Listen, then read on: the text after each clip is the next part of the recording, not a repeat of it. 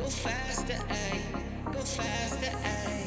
Go faster, ayy. Speed it up, speed it up, speed it up, speed it up, speed it up, speed it up, speed it up, speed it up. Hey guys, welcome back to another episode. I'm here with Omega, aka Josh, checking out this 240.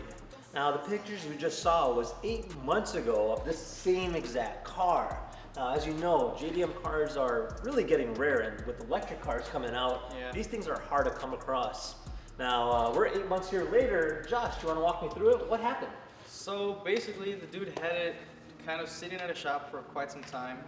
First day that he got it back, driving on the highway, and basically it just caught on fire. Damn. Yeah, it's a kind of a tough story, but that's basically what happened. And especially with these old Japanese cars, you know, you always just gotta make sure that everything's top notch and check all your fuel lines, all that stuff, you know, anything that's hanging, you know, the smallest thing on these cars can just cause a real big issue, and that's basically what happened with this thing. Yeah, I mean, I always recommend always carry a fire extinguisher with you just in case for situations like this, but unfortunately sometimes bad things do happen. But I guess you guys actually saved the day, or just about, right? Yeah, we're getting there. We're getting there. So obviously the engine bay was completely toast, but it's actually looking a lot better today. Let's take a look. Oh wow, check that out. Now, right off the back, I gotta say, this does not look like it was in a fire at all, except for this part right over here.